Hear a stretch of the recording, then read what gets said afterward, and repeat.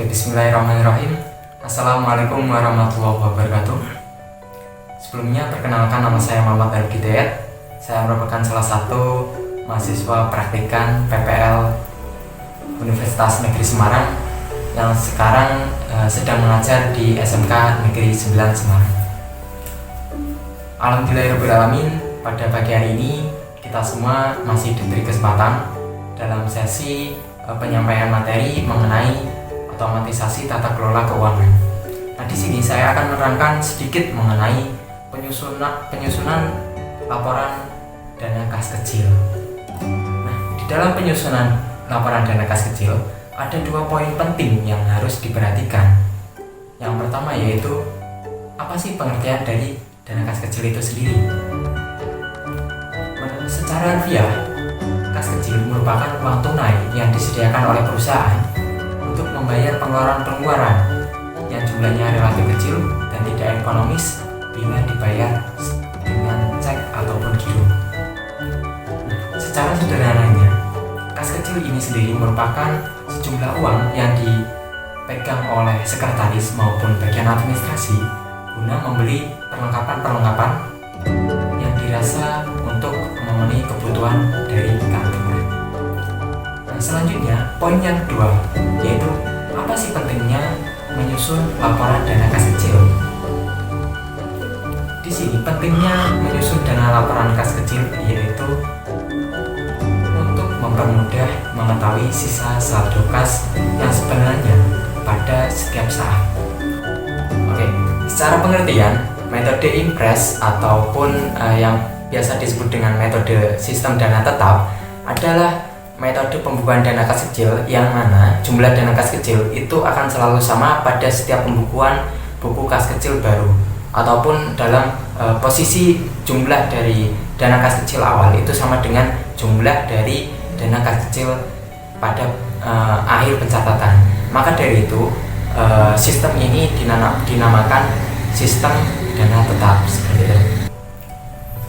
Selanjutnya yaitu langkah-langkah operasional menggunakan metode impres. Nah, di dalam langkah-langkah operasional yang pertama yaitu terdapat pembentukan dana kas kecil, di mana pemegang kas kecil akan diserai sejumlah uang tunai untuk membayar pengeluaran-pengeluaran yang diprediksikan dapat memenuhi kebutuhan dalam jangka waktu tertentu. Yang kedua yaitu dana kas kecil itu akan digunakan untuk pembayaran transaksi pengeluaran. Dan yang ketiga yaitu setelah jangka waktu tertentu atau dana kas kecil hampir habis, kasir kas kecil atau di sini yaitu sebagai pengelola ataupun sekretaris melakukan pembentukan dana kas kecil kembali atau pengisian dana kas kecil kembali, yaitu dengan mengisi sebesar jumlah pengeluaran pada transaksi yang telah dilakukan. Maka dari itu, jumlah dari kas kecil akan berada pada posisi semula ataupun pada posisi awal. Pada dasarnya, untuk membuat dokumen laporan dana kas kecil memerlukan 5 hal. Yang pertama yaitu membuat bukti penerimaan kas kecil. Contohnya seperti yang satu ini. Oke. Yang kedua yaitu membuat bukti pengeluaran kas kecil seperti yang satu ini. Dan yang ketiga yaitu membuat formulir pengisian kembali dana kas kecil seperti yang satu ini. Dan yang keempat yaitu laporan aktivitas dana kas kecil. Dan yang terakhir atau yang kelima yaitu membuat jurnal ataupun mutasi secara impres maupun fluktuatif tergantung dengan keinginan perusahaan tersebut. Oke, selanjutnya terdapat beberapa keuntungan menggunakan metode pencatatan metode impres. Yang pertama yaitu menghemat waktu bagi kas kecil atau kasir kas kecil ataupun sekretaris.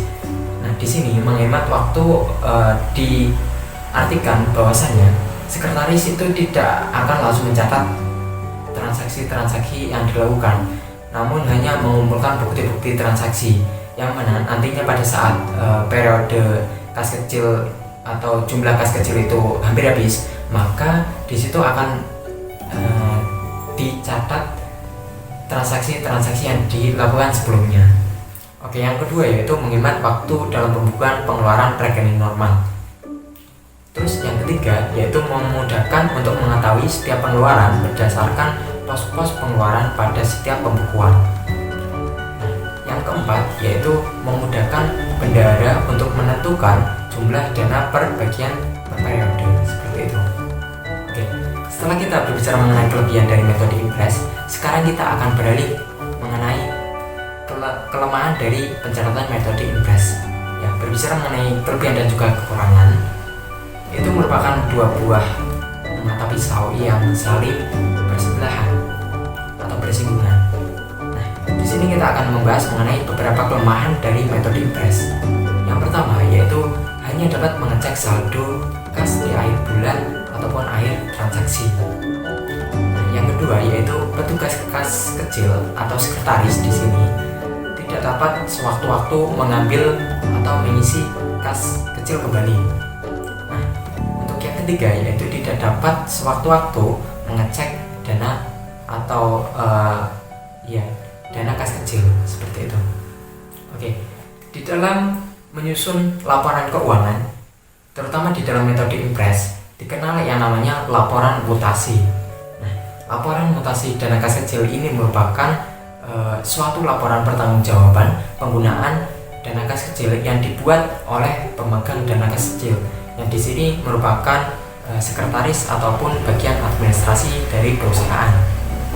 Laporan mutasi ini disusun guna menghindari terjadinya penyelewengan penggunaan dana kas kecil. Nah, jadi secara keseluruhan laporan mutasi ini penting bagi sekretaris dalam membuatnya karena di sini akan menghindari terjadinya penyelewengan penggunaan dana kas kecil oleh beberapa oknum yang ingin menggunakannya. Terus terdapat beberapa komponen laporan mutasi. Yang pertama yaitu saldo awal kas kecil. Yang kedua yaitu penggunaan atau pengeluaran kas kecil yang disertai bukti penggunaannya. Terus yang ketiga yaitu pengisian kembali dana kas kecil. Dan yang keempat yaitu selisih kas kecil pada periode tertentu yang bersumber dari catatan mutasi dana kas kecil. Oke, berikut ini merupakan format laporan mutasi yang bisa kalian lihat di atas. Nah, itu ya. Jadi di dalam penyusunan format laporan mutasi terdapat beberapa komponen. Yang pertama yaitu tanggal, yang kedua yaitu nomor bukti, terus yang ketiga yaitu mutasi. Nah, di sini di dalam mutasi terdapat dua akun. Yang pertama yaitu debit dan yang kedua yaitu kredit. Nah, debit dan kredit ini secara sederhananya bisa disebut kalau debit itu merupakan penerimaan, sementara kalau kredit itu merupakan pengeluaran. Nah, selanjutnya di sebelah dari mutasi itu terdapat akun. Akun di sini merupakan sebuah akun-akun dari pengeluaran ataupun akun kredit, yang mana di situ nantinya akan dicatat beberapa nominal dari pengeluaran. Secara singkatnya seperti itu. Jadi silakan dipahami secara lebih jelasnya nanti. Terima kasih atas perhatian kalian semua. Di sini saya mohon maaf jika dalam penyampaian materi mengenai dana kas kecil metode Impress kurang dipahami oleh saudara-saudara sekalian. Billahi taufik wal hidayah. Wassalamualaikum warahmatullahi wabarakatuh.